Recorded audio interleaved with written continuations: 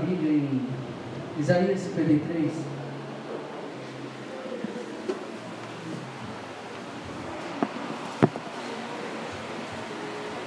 Isaías capítulo 53, quero ler versículo 3 ao versículo 7. O texto nos diz assim, versículo 3, Isaías 53, versículo do 3 ao 7. Foi desprezado e rejeitado pelos homens, um homem de dores e experimentado no sofrimento. Como alguém de que os homens esconde o rosto, foi desprezado, e nós não o tínhamos em estima. Certamente ele tomou sobre si as nossas enfermidades, e sobre si levou as nossas doenças. Contudo, nós o consideramos castigado por Deus, e por Deus atingido e afligido. Mas ele foi transpassado por causa das nossas transgressões, foi esmagado por causa das nossas iniquidades. O castigo que nos traz a paz estava sobre ele, e pelas suas pisaduras fomos sarados. Todos nós, tal como ovelhas, nos desviamos, cada um de nós se voltou para o seu próprio caminho. Mas ele foi oprimido e afligido, e o Senhor fez cair sobre ele a iniquidade de nós todos. Foi oprimido e afligido, e contudo não abriu a sua boca. Como um cordeiro foi levado para o matadouro, e como ovelha muda diante dos seus tosquiadores, não abriu a sua boca. Meus queridos, o mês em que estamos é um mês onde se há um grande envolvimento com relação ao nascimento de Jesus. Não quero entrar no mérito de qual seja a verdadeira data do seu nascimento.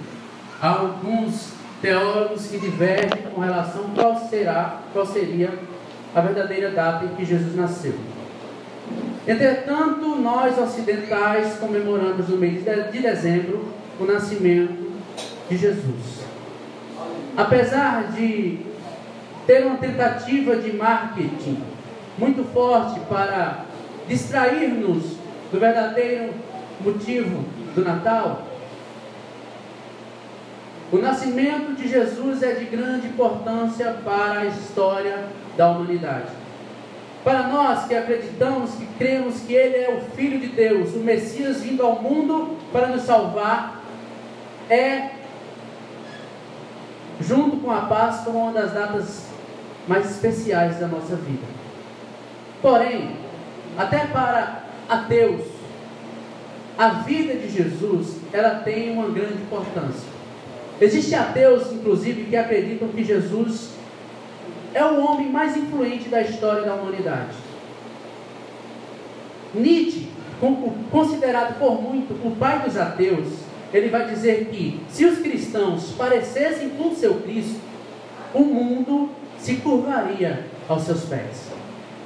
Ou seja, apesar de denegrir e ter sido uma pessoa que lutou muito contra os cristãos da sua época, Nietzsche reconhece que em Cristo há uma pessoa especial, há um ser de uma palavra que pode transformar e mudar vidas, e que a obediência dessa palavra pode fazer a diferença para a humanidade.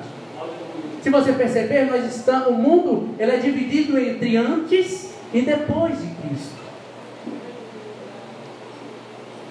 Eu creio que até o final do mês serão falado e pregado mensagens aqui acerca do nascimento de Jesus.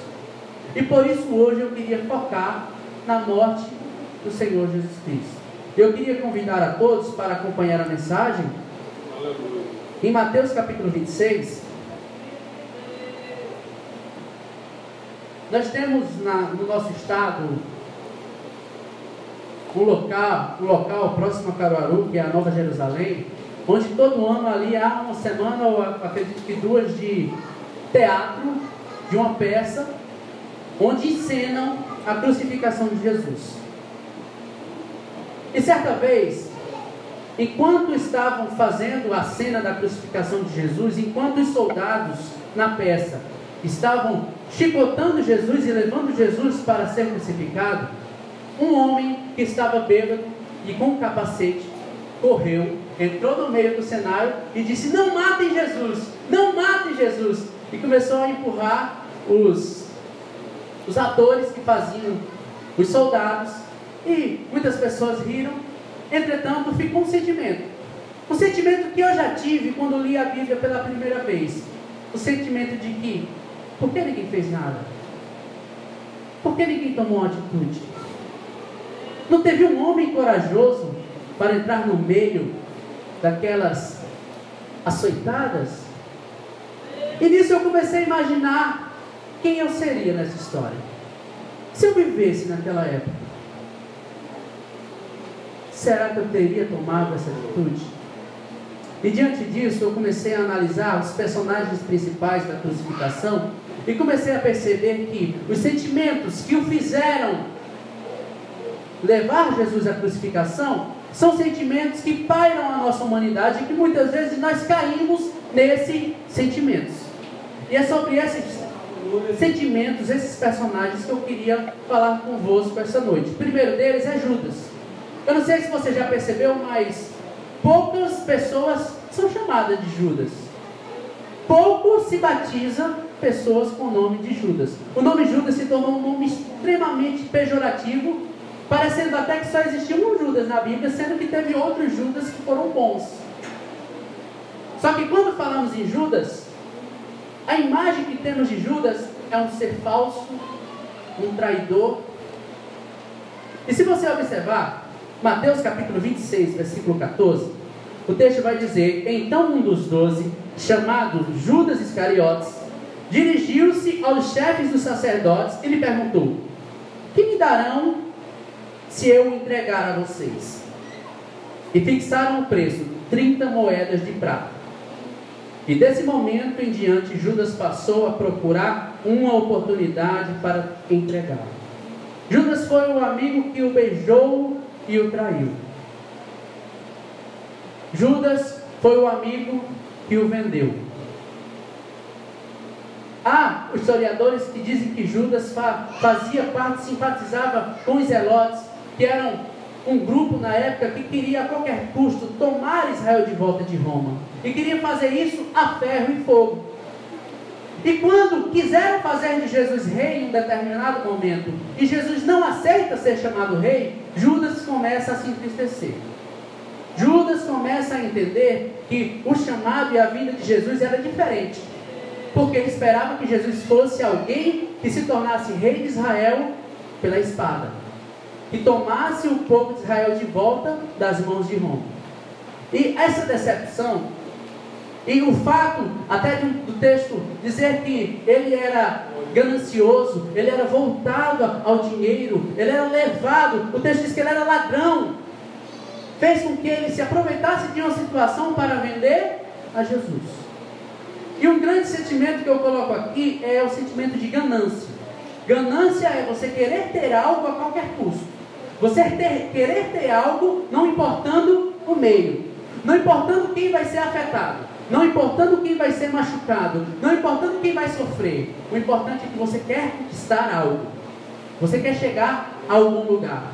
E para chegar nesse algum lugar, você vende pessoas, você vende amigos, você vende informações, você troca informações.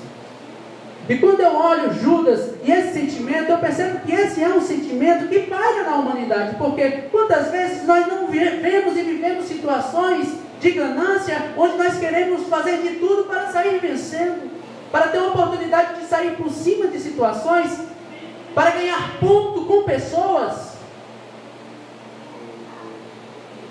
e nisso não levamos em consideração que estamos machucando, maltratando alguém. Eu lembro, por exemplo, só para vocês verem, que em minha vida houve um momento em que, para ganhar pontos com uma determinada pessoa, um determinado líder religioso, eu fazia de tudo para denegrir a imagem de outras pessoas, para se aproveitar do irmãozinho A, do irmãozinho B que caía em uma determinada tentação, para dedurá-lo, para ganhar pontos com alguém. Porque eu queria chegar em algum lugar, eu queria chegar em algum fim.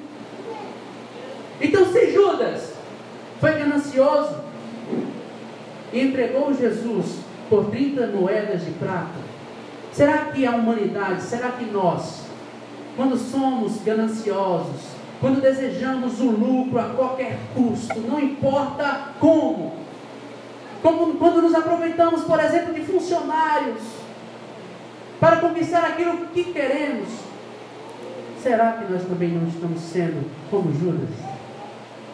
Então, se Judas foi um grande culpado, será que nós também não temos a culpa?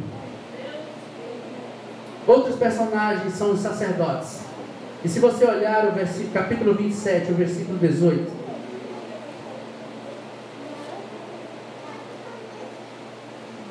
está dizendo assim, vou ler do 17. Pilatos perguntou à multidão que ali estava reunida qual desses queriam que se soltasse, Barrabás ou Jesus, chamado Cristo, porque sabia que haviam entregado por inveja. Ou seja, Pilatos, quando percebe o motivo que tinham levado Jesus, ele percebe que existia uma inveja dos líderes religiosos, dos sacerdotes e fariseus daquela época. A inveja. E essa inveja levou com que aqueles sacerdotes e fariseus chegassem até Judas para tentar incriminar e matar a Jesus. Mas por que, se Jesus só pregou o amor? Por que, se Jesus foi um homem bom? Por quê? Porque eles tinham inveja, porque eles não resistiam a Jesus. E a inveja tem algo interessante nela, que não é você querer algo, é você não querer que o outro tenha algo. Não é você ter raiva porque não conquistou uma coisa, mas você ter raiva porque o outro conquistou. E se você observar, os ensinamentos dos sacerdotes e fariseus da época não diferenciavam tanto dos ensinamentos de Jesus. Porém, a multidão dizia que Jesus pregava com autoridade. Ele pregava como quem vivia aquilo que pregava, diferente dos sacerdotes e dos fariseus, que se tornaram robôs da lei e que não conseguiam mais amar a população, e sim só a letra.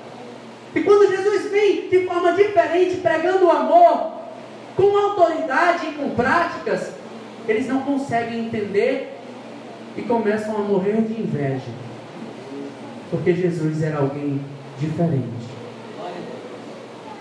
Aí quando eu paro nesse sentimento, eu começo a observar a minha vida e percebo, será que em nenhum momento da minha história eu tive nem sequer uma pontinha de inveja? Será que eu nunca fiquei com raiva da conquista de alguém? Do jeito de alguém ser? Da forma que alguém cantava, que alguém pregava, que alguém falava, que alguém era na sociedade? Será que eu nunca me deixei levar por uma pontinha de inveja pela conquista de alguém? Porque se eu já me deixei levar por algo, por um sentimento que é tão comum na nossa época, na nossa sociedade e foi na história, se os sacerdotes e fariseus tinham culpa porque eles eram invejosos, e se eu já fui ou já tive inveja, eu também tenho a culpa. Continuando, nós vamos ver Pilatos. E o versículo 27, capítulo 27, versículo 19 de Mateus, diz: estava Pilatos sentado no tribunal e sua mulher lhe enviou uma mensagem dizendo: não se envolva com este inocente, porque hoje em sonho sofri muito por causa dele. Versículo 24. Quando Pilatos percebeu que não estava obtendo nenhum resultado, mas ao contrário, estava iniciando um tumulto, mandou trazer água, lavou as mãos diante da multidão e disse: estou inocente do sangue deste homem, a responsabilidade é de vocês. Queridos, Pilatos era alguém que tinha autoridade para não matar Jesus. Pilatos era alguém que tinha autoridade de impedir que aquela injustiça acontecesse. Só que Pilatos, ele foi tomado por um sentimento que é muito comum nas nossas vidas. Sabe qual é? A covardia, o medo. Pilatos, ele queria conquistar o povo de Israel. Ele queria evitar problema com o povo de Israel. E para evitar problema com os líderes israelitas, ele foi covarde e lavou as suas mãos. Jogou a responsabilidade adiante quando ele poderia fazer alguma coisa.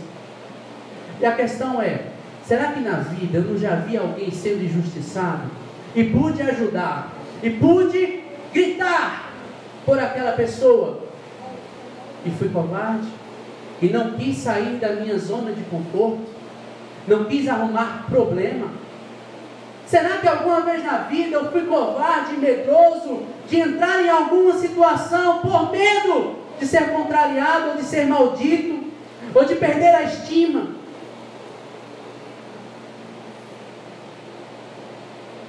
Será que isso não é um sentimento tão comum na nossa vida?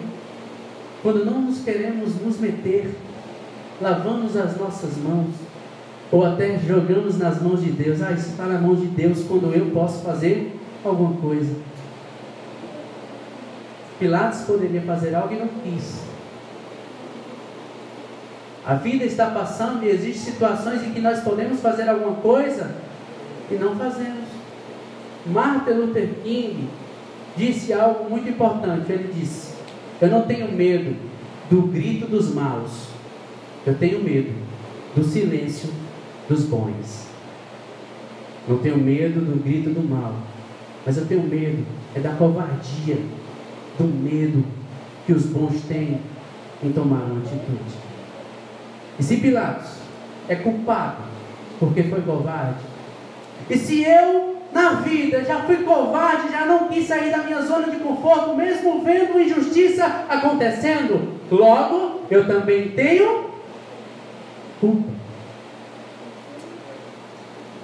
Concluindo, capítulo 27, versículo 20 diz: mas os chefes dos sacerdotes e os líderes religiosos convenceram a multidão a que pedisse Barrabás e mandasse executar Jesus. Como conhecemos na história, Pilatos jogou para a multidão a escolha entre Barrabás e Jesus. E a multidão foi induzida pelos líderes religiosos e sacerdotes a escolher Barrabás. E nesse ponto eu coloco um sentimento que é muito comum nas nossas vidas, que é a manipulação. Quantas vezes, assim como aquela multidão, nós nos deixamos ser manipulados por alguém, por líderes, por pessoas, por meios de comunicação. Quantas vezes nós fazemos juízo de algo que na verdade está errado, porque nos deixamos levar aquilo que foi nos passado sem pesquisar. Quantas vezes, por exemplo, abrimos o Facebook e vemos lá uma informação e já acreditamos nessa informação como verdade absoluta sem sequer pesquisar, e começamos a compartilhar aquela informação porque fomos manipulados por algum meio. Quantas vezes não somos preguiçosos para saber qual é a verdade e só ficamos sendo ouvintes dos outros e não buscamos, inclusive na própria Bíblia, a própria verdade? E nisso pessoas estão sendo injustiçadas. Barrabás está sendo escolhido ao invés de Jesus, porque eu e você nos deixamos ser manipulados por situações. E mais uma vez eu pergunto: se a multidão se deixou ser manipulada pelos líderes religiosos e escolheu Barrabás, e se alguma vez na vida eu me deixei ser manipulado por algum meio, por alguém, por alguma situação, logo eu também tenho culpa.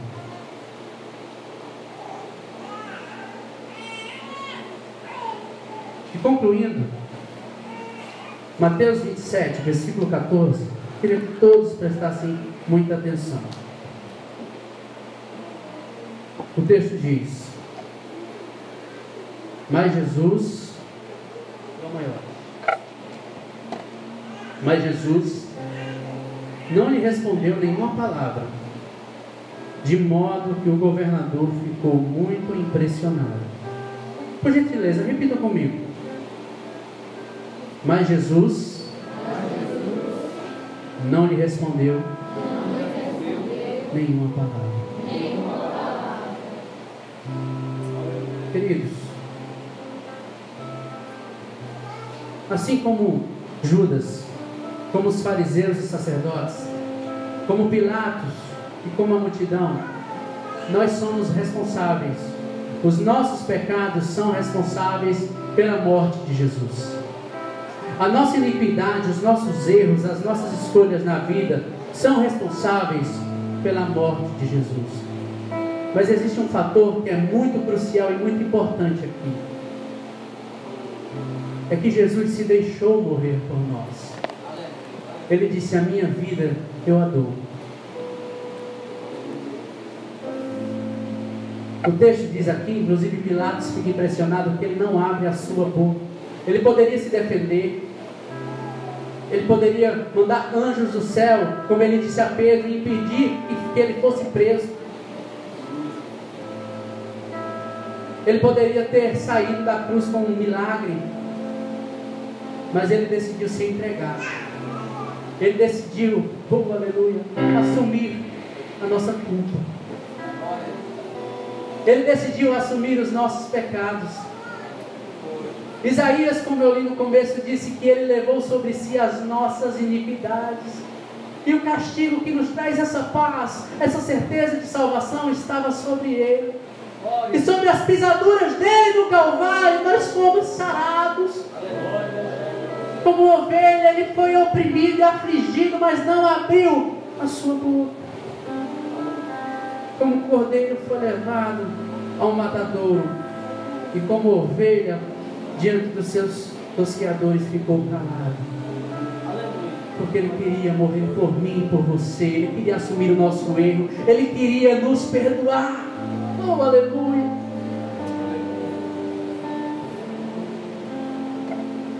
Por isso eu queria trazer essa mensagem essa noite. Não para que a gente saia daqui com a consciência pesada, porque os nossos pecados foram perdoados, mas para que nós entendêssemos que grande foi o que Jesus fez por nós. Deus se fez homem e habitou entre nós, e por nós se permitiu morrer. Deus morreu por nós. E aí está a diferença do cristianismo, porque em muitas religiões as pessoas se matam, entregam crianças para poder receber bênçãos dos seus deuses. Mas com o cristianismo é diferente. O próprio Deus entrega a sua vida por nós.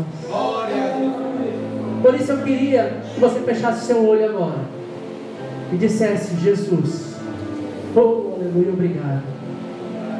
Eu sei que eu sou culpado, mas obrigado por me perdoar, por perdoar os nossos pecados, por assumir a nossa dívida, por rasgar a dívida que era contra nós e nos aceitar de braços abertos. Obrigado, Senhor, por ter vindo como homem e se entregue a cada um de nós. E que a salvação de Cristo, que a morte de Cristo não seja vã em nossas vidas. Que não deixemos em vão tudo que Ele fez. Sabe como a gente deixa em vão? Quando a gente faz tudo aquilo que foi feito aqui. Quando a gente é covarde, quando a gente é invejoso, quando a gente é manipulado, quando a gente é ganancioso, nós jogamos no lixo a crucificação de Cristo. Mas vamos vencer, vamos amar, vamos abraçar, vamos perder, porque perdendo aqui nós vamos ganhar no céu. Grande é a coroa da vida para nós. Porque o que adianta o homem ganhar o mundo e perder a sua alma? Oh, aleluia. Por isso, querido, de forma reflexiva, entenda que tudo foi por mim que foi por você. Por isso eu quero que os jovens me acompanhem nesse louvor dizendo: andei tão cego, por gentileza, sem rumo certo, oh, aleluia, buscando a paz.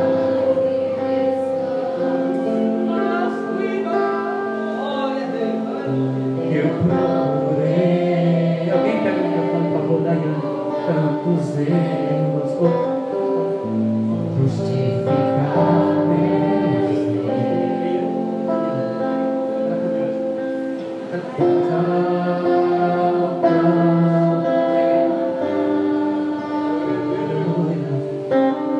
com autoridade, agradeço ao Senhor por tudo isso. Ele assumiu nossa culpa.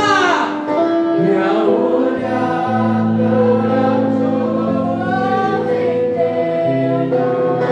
Deus entregou sua vida por mim, por você, miseráveis pecadores, gananciosos, invejosos, covardes, manipulados, mas Ele tomou sobre si as nossas